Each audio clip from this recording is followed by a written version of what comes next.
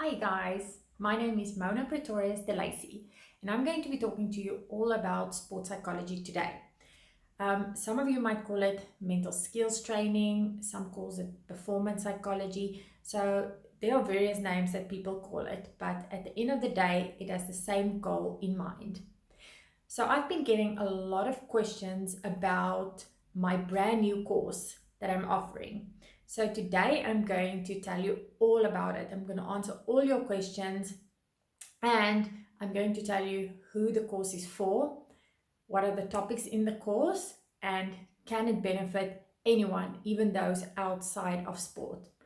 Guys, while you're at it, if you like my video, please go and subscribe to my channel to get more of these awesome sports psychology videos. Oh, you make me want to talk back to you. So the first question I'm going to be answering for you guys today. What exactly is sports psychology and how can it help me be a better athlete? Now, sports psychology teaches you a whole bunch of mental skills to be able to be a better athlete. It also helps with the well-being of an athlete. So as a mental skills coach or a sports psychology coach or performance coach, you teach these athletes these skills so that when they get into certain situations, they can use these skills to either perform better. If they have negative self-talk, they can replace it with positive self-talk. It can help them with anxiety. It can help them have a better routine, and this routine can also be for academic purposes, career purposes, and also mainly for your sport. It can also teach you to set goals. So when an athlete sets goals, it creates an endpoint. So an athlete knows what they are working for. Then with that, you also learn to set an action plan on how to achieve these goals.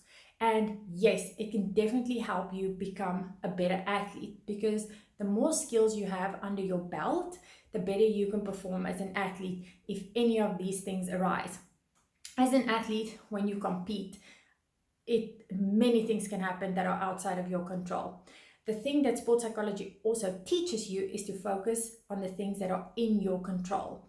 When you focus on the things that are in your control, this also teaches you to be a better athlete and to focus on the task at hand. Now, the second question I got is, do you think I can benefit from it as a coach? I don't compete anymore. Definitely. So what my course does is it breaks down all the mental skills. It then teaches you how you can use these mental skills, not just for yourself, but for your athletes as well. The nice thing about my course is it's not just for the general athlete or the elite athlete. It's also for people who wants to take their careers to the next level. So once you can master all of these skills, you'll become a better person in general. So as a coach, you can take all of those skills and you can teach it to your athletes. I have found as a weightlifting coach that by having all of these skills under my belt as a sports psychology counselor, and also a weightlifting athlete myself, my performance has increased as an athlete. I've also become a better coach because it teaches you to understand where the athlete is coming from, and you can help guide the athlete to get through these certain situations in their life. So definitely, if you are a coach, this course is 100% for you as well. Question number 3 I got, is your course just theory-based? Now, the answer is no. My course is also practical. So what I've done with my course is, with all of the topics I have exercises within these topics so that you can also understand the topics a lot better and you can actually assess it where you are at currently with your sport or in life. So for example, with goal setting, you will find that I have goal setting exercises in there. I teach you how to set short-term goals, long-term goals. There's a practice where you get to learn where you are currently at and where you want to be in life. I give you examples. So you don't just have to blindly answer these questions. You can actually go and, look at the examples and then think to yourself, take a few moments and then answer the questions yourself. I have visualization exercises. I have self-talk exercises. I also have exercises when it comes to coping with anxiety. So I have a lot of exercises in there. So my course is definitely not just all theory, because I don't want you to just know all the theory behind sports psychology. I want you to be able to take that theory and put it into practice to, like I said, to become a better athlete and a better person in general. Question number 4 I got: is goal setting really that important? Yes. So a goal without a plan is just a wish. When you don't know what you're aiming for in life, how do you work towards it? Have you ever been in a rut where every day is just the same thing over and over? You go to work, you do your general work, you come home, and you spend a little bit of time with your family, you watch TV, and you go to sleep. And every single day is exactly the same thing. The weekends come, you have your social time with your friends, but you're not really working towards anything. Now, when you set goals, it gives you a purpose in life. When you're an athlete, when you have a goal, it gives you a purpose.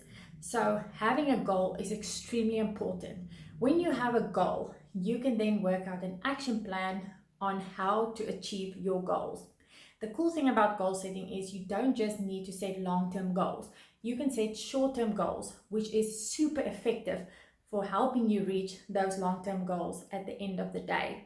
When you have those long-term goals, there's also been research that's been proven that you're more successful, because now you are grinding every single day to achieve that goal at the end of the day. You're not just aimlessly going to work. You're not just aimlessly going to your training sessions. You are actually working towards something. So again, it gives you a purpose. What I teach in my course is I teach you how to set these goals. I give you steps on how to set goals. I teach you how to set short-term goals versus long-term goals. I also teach you how to set an action plan on how to achieve these goals. And with all of these things and all of these skills, it will make you a better athlete at the end of the day, because now you have a purpose when you go into your training sessions every single time. So, question number 5 I got: I sometimes feel like I don't have a plan going into competition, like I'm going to just wake up and wing it. I know this is not a good method, but what do you recommend? Do you have something for me in your course? Definitely. So, this topic will fall under performance routines. Now, performance routines is something that you can use before training. So you will have a performance routine for pre-training or pre-competition. You will have a during training or during competition routine, and you'll have a post-training or competition routines. So I teach you in my course how to effectively set out what your routine will be. When you have a routine, you also have structure in your life. You will go into your competition with a plan. So with saying that, another topic that will be awesome for you is the goal setting topic. But when we get back to routines, it will help you plan out your life. And again, these skills will not just be for the athlete out there. This will be for anyone that wants to have a lot more structure in their life, have a lot more structure with their academics, and a lot more structure with their career. So if you know what your pre-game routine is, you will feel a lot more relaxed going into your competition or into your training sessions. And then again, it's one of those things where sometimes athletes just waking up and going to competition, they have a lot of anxiety because they don't know if their gym gear was packed. They don't really have a plan going into the competition. And this even means having a pre-game plan. This could mean anything from, rugby tactics, you having a plan, to football, soccer, weightlifting. You need to go into your sport having a plan. When you have a plan, it's like you know what your duty is. And this will also help you that even after your competitions or after your training sessions, you can go and reassess how your competition went, so that for the next time you go and compete, you know what worked and what didn't work and what you want to stick with.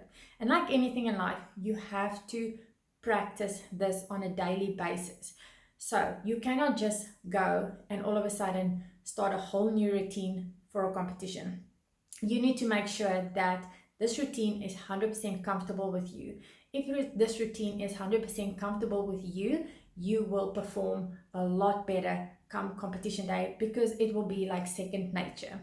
So yes, this course is definitely for you, because it will teach you to not just go out there and wing it and hope for the best, but it will teach you to go into your competition with a plan. So question number 6 I got. I see you have self-efficacy in your course. I know a little bit about it, but not much. Can you maybe explain a bit more? So, self-efficacy is basically the belief you have in yourself, or like they say, the confidence. You can get an athlete who doesn't believe a lot in themselves. And the awesome thing is, in my course, I have certain subjects that will help you not just become better in your sport and help you to set goals, but it also teaches you to believe in yourself. It will teach you how to have more confidence in yourself, how to have better self-talk. So basically changing that mental chatter in your mind and actually become a more positive person in general.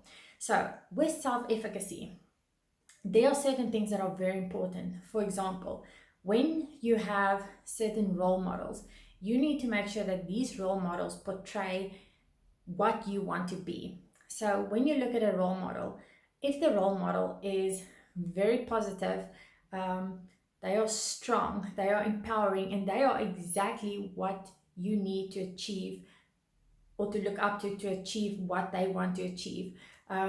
This is awesome for your self-efficacy. I teach you basically what self-efficacy is, and I also talk about the examples of the athlete who believes in himself, and for example also the arrogant athlete who goes into competition and being overly confident, haven't really prepared as well as his opponent did, and at the end of the day this doesn't always turn out well for that athlete, who at the end of the day is a bit more selfish. So it teaches you to be confident, and when you go and compete, it doesn't matter in what sport or in what in life, you have to believe in your abilities. If you do not believe in your abilities, you will not be successful and you will not reach the next level. So it's so important to make sure that you have the confidence. You know that you have put in all the work, you have done the recovery, you've done everything to make sure that you will perform at your optimal level. So putting all of this together, this will make you or help you believe more in your abilities. And when you believe more in your abilities, this just enhances everything. This creates a sense of you can do it. The way you walk changes. You actually walk with confidence. You walk with your shoulders back. You walk with your head up. And like I said, not arrogant, but a belief in yourself. And no athlete can get to the top if you do not believe in yourself. If you walk around shoulders down, can't really look people in the eye, very rarely will you perform at the best level that you can perform. So in my course, I teach you how to become a lot more confident, and how, or ways that you can actually incorporate into your life to become an athlete who believes in themselves. So question number 7 I got. I get very anxious and nervous when I compete. Do you have anything for that in your course? Yes, I do. I have a whole section on anxiety in sport and how to cope with anxiety in sport. Also, I have a very nice practical exercise in there where we talk about the things that actually causes you to be nervous or causes you to be anxious, because Sometimes when you just become nervous and you don't really know what is causing you to be nervous, it's very hard to find out how we can actually stop this problem from occurring again in your next competition. So we try and figure out what are the things that is causing you to be nervous and causing you to be anxious. And then we also talk about certain skills that you can use to reduce that anxiety and that nervousness, and actually to take that nervousness and actually use it to your advantage to become a better athlete. Because to be nervous is actually a good thing in sport as well. It shows that you care. That nervous energy can also be used for adrenaline. When you get that arousal level to hit a perfect peak for your body, you will perform at your optimal level. When your arousal level is way too high for what your body can handle, then performance drops. So I teach you the ways of actually understanding how you can get your anxiety under bay and how we can cope with it a lot better. We talk about certain techniques like your breathing techniques, visualization, the zip it up technique. There are so many techniques out there that you can use, and once you find one that works for you, you stick with it and it will do wonders. So I definitely have something for you to help you become a less anxious and nervous athlete. Now, question number 8, my last question I got for you guys. Do you teach in your course how visualization works? You talk about it a lot and it seems like a great technique. Yes, I do. I teach you all about visualization. I teach you how to use all of your senses when you visualize. I have a nice exercise in there that you can use. And again, this could be used for any sport. Example, you can be a weightlifter, you can be a rugby player, you can be a tennis player, you could be a pole vaulter or a javelin thrower. You can use visualization for basically anything. You can even use visualization when you become anxious, when your heart rate goes too high, and also when you want to just focus a lot better. So there are so many positive aspects about visualization, and I teach you about all of this in my course. Visualization is an amazing skill. So if you can do this properly, it will do wonders. And again, it's all about practice. So the more you practice it, and it doesn't have to be long, you can practice your visualization 5 to 10 minutes every single day, and you will already feel by a week what a massive differences it will make. I also teach you with the visualization how to breathe properly, because if you can put your breathing and your visualization together, oh my gosh, you will be surprised at how amazing you will feel when you have done your visualization. It's a technique that I've used for many years. That's not just a technique that I've used in competition or out of competition. I've actually used it to help rehab my injuries. So again, there is so many benefits to visualization. So when you go to my course, I will teach you all of these ways.